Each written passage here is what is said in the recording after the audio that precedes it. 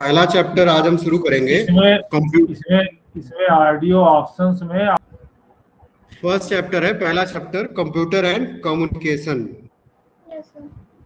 जी, जैसा कि इसके हमारे जो टाइटल है उससे ही क्लियर है, इसमें हम लोग कंप्यूटर और उसके बीच में कम्युनिकेशन कैसे हो उसके बारे में देखेंगे। तो पहले तो आपको ये समझना होगा कि कंप्यूटर क्या होता है। कंप्यूटर क्या है? एक इलेक्ट्रॉनिक डिवाइस है। डिवाइस मीन्स जैसे कोई भी मशीन हो सकता है। मशीन कुछ भी, आप जितनी चीजें आज यूज करते हैं, जो भी आदमी के काम को आसान करे, हर वो चीज मशीन है। मशीन का यूज करके हम अपने काम को आसानी से करवा लेते हैं with the help of machine की हेल्प से, मशीन की सहायता से। तो कंप्यूटर क्या है? इलेक्ट्रॉनिक डिवाइस है, इलेक्ट्रॉनिक मशीन है। ठीक है, इलेक्ट्रॉनिक मशीन से जिससे हम कंप्यूटेशन, बेसिकली पहले क्या होता था, कंप्यूटर का मेन यूज कंप्यूटेशन से था। कंप्यूटेशन क्या है? कैलकुलेशन, जो आज कैलकुलेटर करता है। तो पहले बेसिक यूज कंप्यूटर का कंप्यूटेशन से था, लेकिन आज क्या है कि हम कंप्यूटर से केवल कंप्यूटेशन के अलावा, कंप्यूटेशन तो करते ही हैं, उसके अलावा बहुत कुछ काम करते हैं। अब कम्युनिकेशन क्या है? दो पर्सन के बीच में अगर वार्तालाप जो होता है, एक ने कुछ बोला, दूसरे ने उसको सुना, दूसरे ने फिर उस सुनने के बाद उसके अर्थ समझ के फिर उसके अकॉर्डिंग वो उत्तर देता है। तो कम्युनिकेशन क्या है? दोनों तरफ से हो रहा है। तो कम्युनिकेशन क्या है? वार्तालाप आप कहिए। अब वो चाहे एक सिस्टम से दूसरे सिस्टम का यहाँ मतलब कंप्यूटर से है। आदमी के बीच में भी कम्युनिकेशन हो सकता है, सिस्टम के बीच में भी कम्युनिकेशन हो सकता है।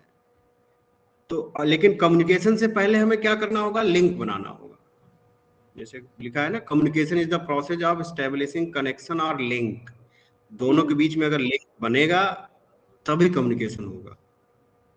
लिंक के साथ साथ दो पॉइंट है हमारे पास, उनके जब कम्युनिकेशन होगा तो कुछ इंफॉर्मेशन एक्सचेंज होगा, कुछ इंफॉर्मेशन की अदला बदली होगी, कुछ सूचनाएं ए जो है बी को देगा, बी सी को देगा, तो कम्युनिकेशन हो रहा है। तो सिंपली कम्युनिकेशन को अगर हम कहें कि कम्युनिकेशन क्या है, एक मैसेज को हम कन्वे करते हैं जो कहीं दूर बैठा हुआ है, with the help of exchanging information, सूचनाओं की अदला बदली से। करंट में हमारे पास एग्जाम्पल हैं, जैसे टेलीफोन, टेलीग्राम, रेडियो। अब जैसे रेडियो क्या है? रेडियो में क्या है कि सूचना हमें मिलती है, लेकिन हम कोई सूचना पहुंचा नहीं सकते। तो ये भी एक टाइप का कम्युनिकेशन है, वन वे कम्युनिकेशन। जैसे आप ट्रांजिस्टर को ट्यून करिए तो उसमें हम चैनल से गाने वगैरह सुन सकते हैं, लेकिन हम कोई सूचना अगर देना चाहेंगे उसे तो हम पहुंचा नहीं सकते। तो हमें सिर्फ इंफॉर्मेशन रिसीव हो रही है, लेकिन इंफॉर्मेशन हम पहुंचा नहीं सकते। तो ये भी एक टाइप का कम्युनिकेशन है, वन वे कम्युनिकेशन है। टेलीफोन क्या है? आप इंफॉर्मेशन रिसीव भी कर सकते हो, सूचना रिसीव भी कर सकते हो, प्राप्त भी कर सकते हो और भेज भी सकते हो। तो क्या है? इंफॉर्मेशन सेंड भी कर रहे हो, रिसीव भी कर रहे हो। ठीक है, तो टेलीफोन है, इसमें टू वे कम्युनिकेशन हो गया। ये आपका टू वे कम्युनिकेशन है। एक चीज और यहां पर समझना होगा, डेटा और इंफॉर्मेशन। डेटा क्या होता है कि जैसे जो डेटा है, डेटा बेसिकली जैसे हम किसी क्लास में गए और किसी क्लास में हमने ये देखा कि कितने बच्चे हैं, काउंट किया, तो एक या कितने गर्ल्स हैं कितने बॉय हैं ये हमने काउंट किया, या वहां पर हमने, तो एक डेटा हमें मिल गया। अब उस डेटा से हमें ये इंफॉर्मेशन मिलेगी कि ज्यादा संख्या किसकी है, गर्ल्स की या बॉय की। तो पहले तो डेटा आया, फिर उस डेटा से हमने इंफॉर्मेशन निकाल ली।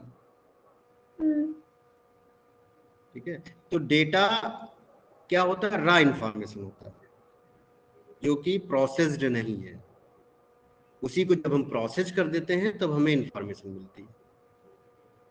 अब वो डेटा आपका न्यूमेरिक वैल्यू भी हो सकता है, अल्फा न्यूमेरिक भी हो सकता है। Numeric means number 1 2 3, and alpha numeric जिसमें अल्फाबेट और नंबर दोनों आ जाएंगे।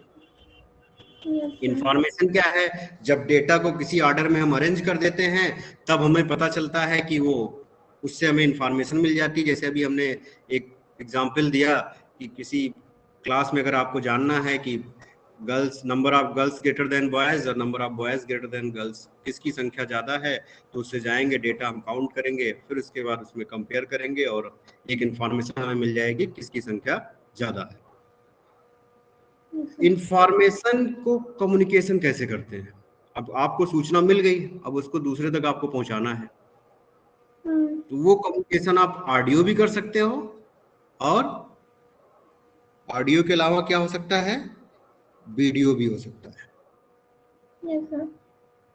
जैसे ऑडियो आप कहीं पर भेज रहे हो, कम्युनिकेशन, किसी भी कम्युनिकेशन चैनल से मैसेज आप कहीं पर भेज रहे हो, मैसेज तो टेक्स्ट हो गया, डेटा हो गया, लेकिन जब आप ऑडियो अपनी रिकॉर्ड करके भेजते हो, ऑडियो सेगमेंट और ऑडियो इन्फॉर्मेशन, अब ये कम्युनिकेशन चैनल क्या होता है, जिसके थ्रू आप इंफॉर्मेशन भेजते हो। जैसे टेलीफोन में, टेलीफोन से मोबाइल से आप भेज रहे हो तो मोबाइल चैनल हो गया, टेलीफोन का चैनल हो गया, उसके थ्रू आपकी इंफॉर्मेशन जा रही है। मतलब वो मीडियम जिसके थ्रू दो पर्सन के बीच में कम्युनिकेशन हो रहा है। टेलीफोन भी हो सकता है, रेडियो भी हो सकता है, ठीक है। तो अगर आप ऑडियो भेज रहे हो, तो ऑडियो कम्युनिकेशन होगा। वीडियो अगर आप अपना भेज रहे हो तो क्या हो जाएगा, वीडियो कम्युनिकेशन। हाँ, वीडियो कम्युनिकेशन। अब ना ही ऑडियो भेज रहे हो ना ही वीडियो भेज रहे हो, आप सिर्फ डेटा भेज रहे हो, तो आपका डेटा कम्युनिकेशन हो गया। अब कम्युनिकेशन के हमारे कितने मॉडल हो सकते हैं, ये आपको देखना होगा, कम्युनिकेशन के कितने मॉडल हो सकते हैं।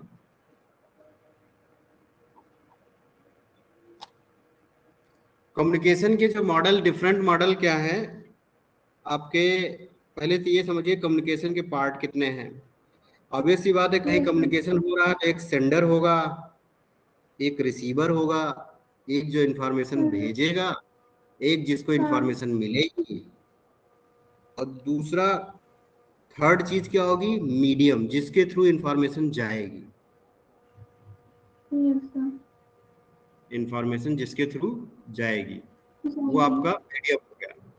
और प्रोटोकॉल, कभी भी जो है, जब इंफॉर्मेशन हम कम्युनिकेट करते हैं तो कुछ ना कुछ प्रोटोकॉल आपको फॉलो करना पड़ता है। अब ये प्रोटोकॉल क्या है, नया टर्म आ गया प्रोटोकॉल। प्रोटोकॉल होता है मतलब set of rules, rule and regulation, कौन सा नियम आप जो है फॉलो करोगे कम्युनिकेशन के लिए।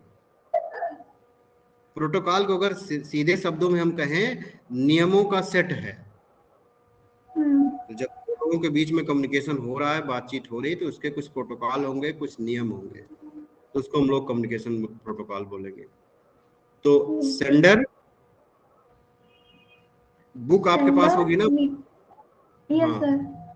हाँ, तो सेंडर है, रिसीवर है, उसके बाद मीडियम है, फिर प्रोटोकॉल है। इसमें आपका पहले सेंडर दिया है, सेंडर यूज करेगा मीडियम, और प्रोटोकॉल का यूज करके रिसीवर के पास इंफॉर्मेशन भेजेगा।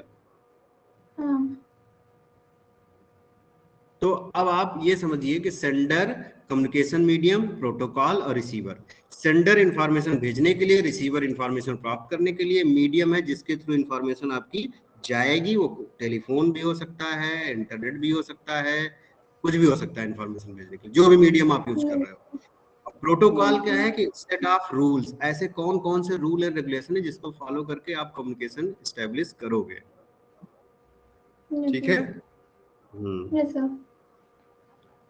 अब देखिए यहाँ पर एक फिगर बना हुआ है, फिगर प्रोटोकॉल का, पेज नंबर 3 पे। फिगर में ये देखिए सेंडर और रिसीवर। सेंडर साइड पे भी ये physical data link, network, transport, session, presentation, application, और रिसीवर साइड पे physical data link, network, transport, session, presentation और एप्लीकेशन बना हुआ है। Yes sir. ठीक है, एक मिनट, वेट मिनट। अब देखिए प्रोटोकॉल वाला फिगर दिख रहा होगा। Yes sir. ना, प्रोटोकॉल वाला फिगर आपको दिख रहा होगा।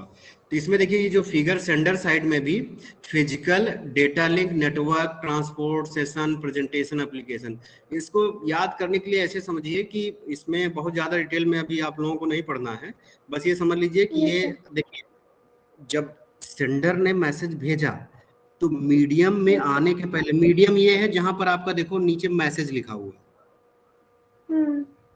ये मीडियम है, और इसी मीडियम Yes, में ये sir. प्रोटोकॉल नीचे लिखा हुआ प्रोटोकॉल फॉलो होता है। Hmm. ठीक है, फिर उसके बाद रिसीवर साइड में सेम आपका वो लिखा हुआ है physical, data link, network, transport, session, presentation, application. तो ये Yes, sir. बेसिकली है क्या कि जो सेंडर की जो सूचना है वो मीडियम में पहुंचने से पहले ये जो आपका 1 2 3 4 5 6 7 लेयर से होकर जाती है। Yes, sir. ये 7 लेयर हैं और हर 7 लेयर का अपना कुछ ना कुछ काम है, कुछ फंक्शनलिटी है। Hmm. तो आप देखिए कि जो इधर जो है एप्लीकेशन, पहले एप्लीकेशन अपना फंक्शनलिटी करेगा, फिर प्रेजेंटेशन, फिर सेशन, फिर ट्रांसपोर्ट, फिर नेटवर्क, फिर डेटा लिंक, फिर फिजिकल। उसके बाद जब रिसीवर साइड में फिर जस्ट रिवर्स, फिर पहले फिजिकल ने जो किया था वो उसका रिवर्स करेगा, डेटा लिंक करेगा, network, transport, session, presentation, application, again same functionality यहाँ पर यूज हो रही है। तो बेसिकली अभी आप ये समझिए कि मैसेज को मीडियम में जाने से पहले कुछ प्रोसेसिंग होती है, उस प्रोसेसिंग को कुछ सर्टेन लेयर्स में डिवाइड कर दिया गया, लेयर्स में बांट दिया गया। बहुत ज्यादा प्रोसेसिंग है तो एक साथ बहुत काम करना मुश्किल है, तो उसको छोटे छोटे पार्ट में हमने डिवाइड कर दिया। Yes, तो अभी sir. सिर्फ आप उसका नाम याद रखिए। उसको नाम याद करने के लिए आप ऐसे भी याद कर सकते हैं, PDNTSPA। फर्स्ट लेटर आप याद रखिए, P से फिजिकल, D से डेटा लिंक, N से नेटवर्क, T से ट्रांसपोर्ट, S से सेशन, P से अगेन प्रेजेंटेशन और A से एप्लीकेशन। इस तरीके से आप याद रखेंगे तो काम हो जाएगा। एग्जाम में फिगर बना देंगे तो स्कोरिंग हो जाएगा, स्कोरिंग हो जाएगा आपका क्वेश्चन जो भी रहेगा। Yes, sir.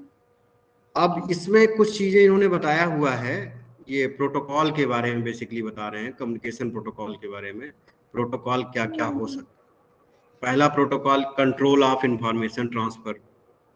जैसे हर कंप्यूटर की स्पीड सेम नहीं होती है, Hmm. जैसे दो लोग बोलते भी हैं तो एक लोग बहुत तेज तेज बोलते हैं, एक लोग बहुत धीरे धीरे बोलते हैं। तो पता चला जो तेज बोल रहा है वो बोलता ही चले जाएगा और सामने वाला उसको ग्रैब ही नहीं कर पाएगा, तो कम्युनिकेशन हो नहीं पाएगा। तो हमें वो कंट्रोल रखना है इंफॉर्मेशन ट्रांसफर का, कि जो हम भेज रहे हैं वो सामने वाला रिसीव कर पा रहा है कि नहीं। तो वो आपको इंफॉर्मेशन जो आप भेज रहे हैं उस पर कंट्रोल रखना है। Sender's computer is sending data is not same that of receiver's computer. Yes, sir. जिस स्पीड से सेंडर इंफॉर्मेशन सूचना भेज रहा है, अगर वही स्पीड रिसीवर की नहीं है तो कहीं ना कहीं सेंडर को थोड़ा वेट करना पड़ेगा, जिससे कि रिसीवर इंफॉर्मेशन रिसीव कर ले। तो थोड़ा इंफॉर्मेशन पे कंट्रोल करना पड़ेगा। अब यहाँ पर दूसरा जो टर्म है वो है सीक्वेंसिंग ऑफ डेटा। अगर कुछ Yes, sir. सपोज कोई बहुत बड़ा डेटा है, बहुत ज्यादा बड़ा है, तो उसको आप ब्रेकिंग करोगे। जब आपने ब्रेकिंग कर दी, कौन सा पैकेट किसके बाद आएगा इसके लिए आपको सीक्वेंसिंग करनी पड़ेगी। अब पैकेट का टर्म इतना यहाँ ऐसे समझिए कि इंफॉर्मेशन, कोई सूचना एक बहुत बड़ा बंडल है, उसको छोटे छोटे पार्ट में डिवाइड करके हम भेज रहे हैं। तो अब वहां पर जो जैसे आपने बंडल को यहाँ बांटा है, डिवाइड किया है, वैसे फिर आपको रिसीवर साइड पे जोड़ना पड़ेगा। तो जब तक आपको नंबरिंग नहीं होगी आप उसी ऑर्डर में, उसी सीक्वेंस में उसको जोड़ नहीं पाओगे। तो उसके लिए आपको डेटा की सीक्वेंसिंग करनी पड़ेगी। Yes, sir. थर्ड है determination of path. Determination of path का क्या मतलब है? भेजने से पहले आपको अपना पाथ डिसाइड करना पड़ेगा। To determine the path for sending data from sender to receiver before sending it. कौन सा पाथ नियरेस्ट है, कौन सा सिंपलेस्ट है, उस पाथ पे आपको इंफॉर्मेशन भेजनी है। Yes, sir. एरर को कैसे आप कंट्रोल करोगे, ये भी एक प्रोटोकॉल का पार्ट है कि यहाँ से जो आप भेज रहे हो वही रिसीवर को रिसीव हो, बीच में कोई एरर ना आ जाए। ये भी आपको चेक करना पड़ेगा। It's a part of protocol. Security of data, again कोई अनऑथराइज्ड यूजर उसको एक्सेस ना कर ले जो इंफॉर्मेशन आप भेज रहे हो। Data so send will never seen by some unwanted person और ऑर्गेनाइजेशन, किसी दूसरे पर्सन या ऑर्गेनाइजेशन के द्वारा वो इंफॉर्मेशन एक्सेस ना हो, उसको ना मिले, ठीक है। इसलिए प्राइवेसी भी आपको, privacy should always be keep while sending, भेजने, जब आप भेज रहे हो तो आपको प्राइवेसी भी एश्योर करना होगा। ये प्रोटोकॉल के आपके पहले आपको कंट्रोल करना है, फिर सीक्वेंस करना है, फिर पाथ डिटरमाइन करना है, फिर एरर कंट्रोल करना है, फिर सिक्योरिटी। ये 5 उन्होंने बताए हुए हैं। We use following method, error free transfer. Receiver पता ही है, जो इंफॉर्मेशन रिसीव करे। अब देखिए उसके बाद नेक्स्ट आपका ये टॉपिक आता है सिग्नल का। किसी भी टाइप की इंफॉर्मेशन है, for any kind of information a medium data information is send in electric form. जो इलेक्ट्रिक फॉर्म में आप डेटा भेजते हो ना, उसी को सिग्नल बोलते हैं। Yes, sir. क्योंकि डेटा जब वायर में ट्रेवल करेगा तो इलेक्ट्रिक फॉर्म में ही रहेगा। अब वो Yes, आपका एनालॉग हो सकता है, डिजिटल हो सकता है। एनालॉग सिग्नल क्या होता है कि जैसे ये देखिए फिगर में आप देखिए, एनालॉग सिग्नल का जो फिगर बना हुआ है, इसमें जैसे इसका सीधा सा ये मतलब है कि जो एनालॉग सिग्नल होता है defined for every value of time, every value of time. जैसे ये आपका टाइम है तो पता है कि इसमें एवरी वैल्यू ऑफ टाइम के लिए एनालॉग सिग्नल आपका डिफाइंड है, और एक कंटिन्यूअस वैल्यू लेगा गिवन टाइम इंटरवल में। कंटिन्यूअस वैल्यू मतलब ऐसा कोई टाइम आपको नहीं मिलेगा जिसके लिए सिग्नल डिफाइन ना हो, जिसके लिए सिग्नल ना मिले। हर टाइम के लिए यहाँ पर सिग्नल मिलता है, और वो जो सिग्नल रहता है वो कंटिन्यूअस रहता है। वो सिग्नल जो वैल्यू लेगा कंटिन्यूअस होगा, कहीं पर ब्रेक आपको नहीं नजर आएगा, कोई ब्रेक नहीं, कंटिन्यूअस वैल्यू लेगा। तो जो भी एनालॉग सिग्नल, हम उस सिग्नल को बोलेंगे जिसकी value very over continuous range. Continuous range में अगर वैल्यू बदल रही है तो उसको एनालॉग सिग्नल बोलेंगे। ये फिगर में आपको दिखाया हुआ है। जैसे एग्जांपल है टेम्परेचर। टेम्परेचर जो है, कुछ टेम्परेचर तो कोई वैल्यू हो सकती है, पॉइंट में भी हो सकती है और होल नंबर में भी हो सकती है। Yes, sir. Can be anything. अब डिजिटल सिग्नल क्या है, देखिए दोनों को कंपेयर करिए। एनालॉग सिग्नल का फिगर देखिए और डिजिटल सिग्नल का फिगर देखिए। इसमें देखिए टाइम की देखिए बीच में वैल्यू है, यहाँ पर क्या है, डिस्क्रीट वैल्यू ले रहा है, कंटिन्यूअस वैल्यू नहीं है। या तो 0 या 1। ये जो अपर वैल्यू है इसको अगर 1 एज्यूम करेंगे, जहां पर मैं माउस रख रहा हूँ, तो ये क्या है, इसको अगर 1 एज्यूम करेंगे और नीचे 0 है, तो वैल्यू या तो 0 है या 1 है। Yes, sir. वैल्यू आपकी या तो 0 है या 1 है। तो जैसे एनालॉग में क्या था कि हर कोई वैल्यू ले सकता था, मतलब हर टाइम के लिए सिग्नल की वैल्यू डिफाइन थी, और वो सिग्नल की जो वैल्यू थी कंटिन्यूअस थी, कंटिन्यूअस रेंज में थी। लेकिन डिजिटल में क्या, कंटिन्यूअस नहीं है और टाइम की हर वैल्यू के लिए डिफाइन नहीं है। Yes, sir. और डिजिटल इसमें क्या है, constructed with a finite number of symbol. इसमें कुछ फाइनाइट सिंबल यूज होते हैं, सारे नहीं यूज होते। अब उसके बाद analogue and digital communication system. जैसे एनालॉग और डिजिटल दो हमारे पास सिग्नल हो गए, एक एनालॉग सिग्नल जो कि कंटिन्यूअस रेंज में है और डिजिटल सिग्नल जो कि डिस्क्रीट रेंज में है। तो दोनों के करस्पॉन्डिंग हमारे पास एनालॉग कम्युनिकेशन सिस्टम है और digital communication system. Yes, sir. ठीक है, तो एनालॉग कम्युनिकेशन सिस्टम क्या करेगा, एनालॉग सिग्नल का यूज करेगा। डिजिटल कम्युनिकेशन सिस्टम आपका डिजिटल सिग्नल का यूज करेगा। Yes, sir. ठीक है, इसको एक बार देख लीजिए, कोई कंफ्यूजन होगा तो आप फिर से पूछ लीजिएगा। अब देखिए यहाँ पर हम एक और आती है मॉड्यूलेशन और डीमॉड्यूलेशन। ये मॉड्यूलेशन क्या है और डीमॉड्यूलेशन क्या है। Demodulation. मॉड्यूलेशन क्या है कि जो भी मैसेज आप सिग्नल भेजते हो, Yes, वो sir. आपका मैसेज है वो डायरेक्टली लॉन्ग डिस्टेंस के लिए वैसे ही नहीं ट्रांसफर किया जा सकता, तो उसको किसी फॉर्म में आप कन्वर्ट करते हो, किसी दूसरे फॉर्म में। डिजिटल भी हो सकता है, डाक में भी हो सकता है, सिग्नल्स के फॉर्म में भी। तो तो जो आपका मैसेज दूसरे फॉर्म में कन्वर्ट होता है उसको मॉड्यूलेशन बोलते हैं, और रिसीवर साइड में फिर आपको वापस उसी फॉर्म में रखना है जिस फॉर्म में आपने भेजा था, तो उसको हम अगेन डीमॉड्यूलेशन करेंगे। Yes sir. ठीक है, तो अब यस सर। मॉड्यूलेशन क्या है? मॉड्यूलेशन इज बेसिकली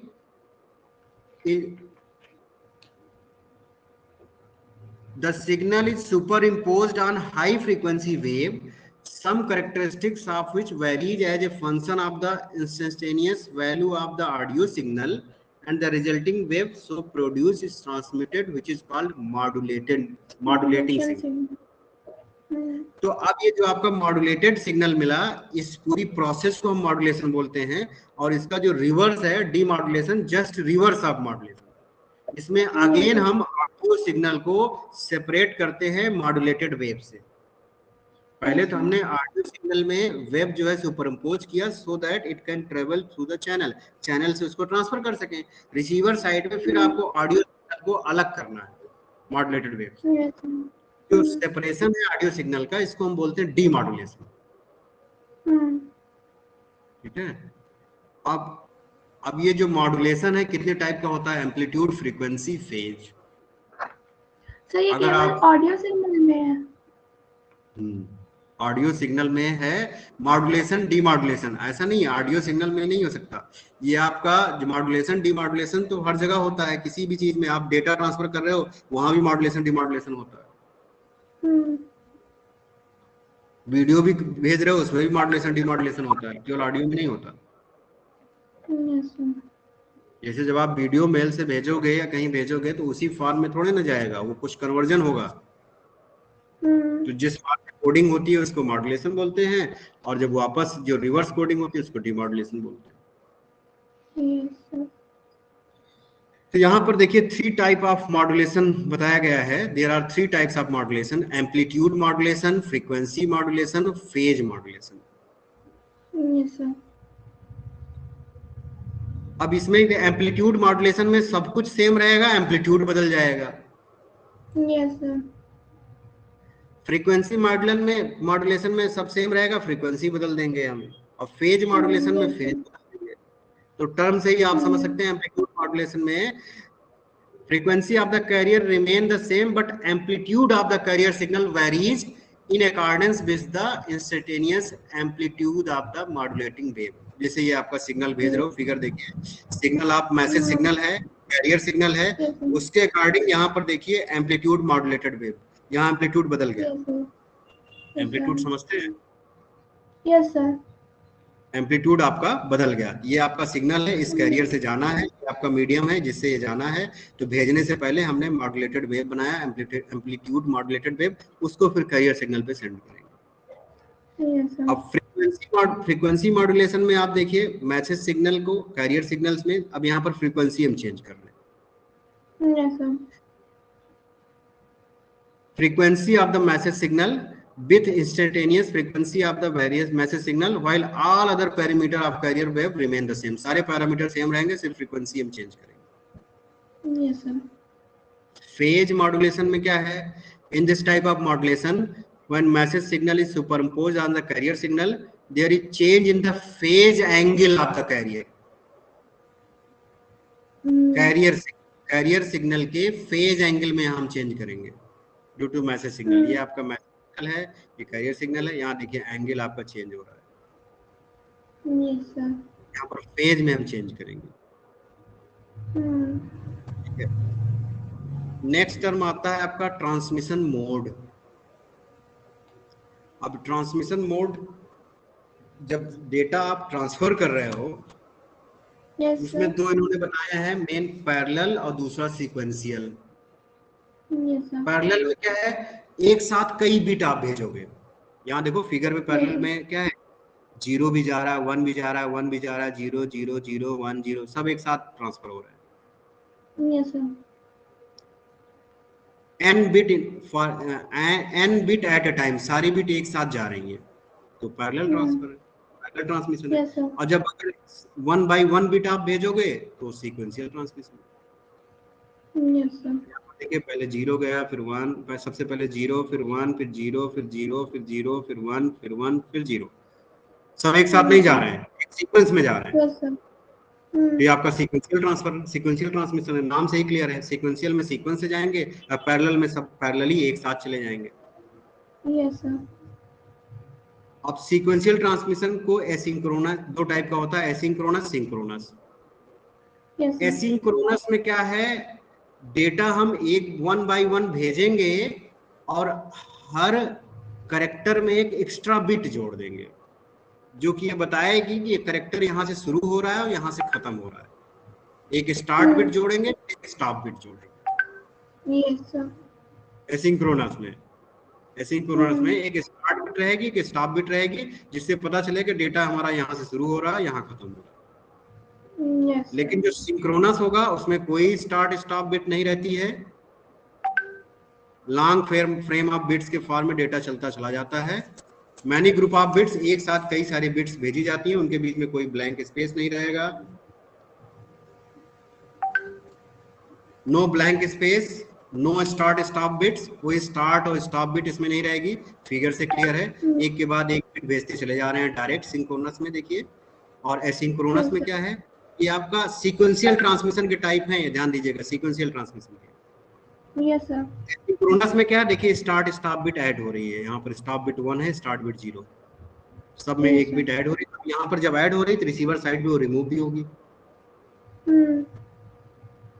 ठीक है। Data communication line with line and their type. अब जो डेटा आप भेजते हो वो किस लाइन के थ्रू जा रहा है, डेटा ट्रांसमिशन लाइन, किस लाइन से वो डेटा ट्रेवल कर रहा है, वो भी आपका डिफरेंट टाइप की होती है। Narrow band, vice band, wide band.